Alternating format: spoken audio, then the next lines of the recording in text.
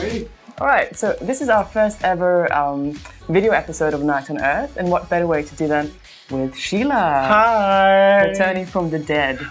I was in retirement. I wasn't Really? dead. Why does everyone think I'm dead? I think about a year ago, suddenly Shelah was removed from the airwaves. So what actually happened then? I thought Shelah died. Well, no, Shelah went into retirement. Ah. Yes, retirement and death are two very different things. Like Cher, she's alive, but she's come back. She's not dead. But yeah, so I thought, go off and see the world, KL, PJ, Puchong, and then come back. So here I am. But what happened to KL? Because when Shelah disappeared, KL was sort of yes. risen from the ashes. No, KL has its own thing to do. KL is a very different personality, I guess, and KL takes on a much harder persona because, I don't like to tell people what to do. I like to suggest. But what is the main difference then between She's Shelah? a tower, I'm human, and I'm beautiful.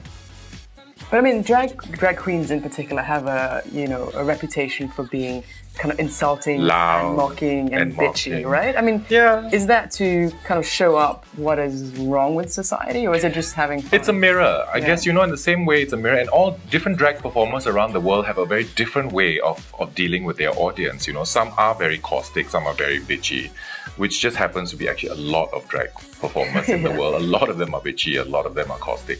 But the very few come up and become a bit more satirical, and that's when the wit happens, and I sometimes think Are you in that category? I don't know, because sometimes I think I'm a big bitch. How do you explain how you can exist, or how you can become spit out of what Malaysia is today? I don't know. I think we're probably some of the lucky few that manage to just exist, to live, because I'm not gonna not admit the fact that I come from a middle class family, upper middle class, because I was raised in that circle of society.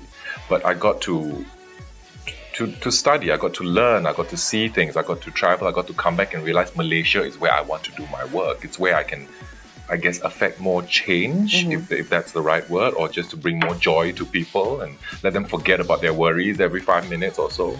But because you were slightly in a position of privilege, right? You I were guess, able yes. to do that. And so after that, when you come back, and when I started working with the underprivileged children and things, I thought, okay, so now I see what society really is, and not to just sit on my bank account and just be bitchy and caustic. But do you think then, okay, let's say if you had the option now to change your gender overnight and try to actually be a woman, is that something you would want to do? I think I'm very happy being a man, because I'm quite fabulous as a man. Even more fabulous as a drag queen. But this is the thing with a lot of drag queens. We don't see ourselves as being women.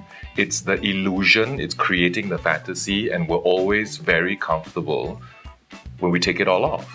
It's not hiding anything. It's not a desire for something you can't have. It's not a desire for something I have. This is being able to have something more. Halloween is coming around the corner, and you're doing is it a comeback show? What do you... Yes. When I went into retirement, when Shelah went into retirement, everyone, why are you retiring? Why are you retiring? So And I you said, just came back. Then I came back and they go, aren't you dead? But I'm in retirement, I'm not dead. And now that I'm making a comeback, no one seems to care. But I think Shelah is still needed. Because since I announced this comeback, the response has been, it's good. No one's buying tickets, but the response has been good. But if you want to go for the show, what night do you recommend? Halloween for sure. I mean, since we're talking about it, it's that one opportunity where I'm allowing everybody, and you should allow yourselves too, the opportunity to put on whatever it is you want to put on. Just for that one night, because it's Halloween. Everyone will excuse you if you want to put on a dress, guys.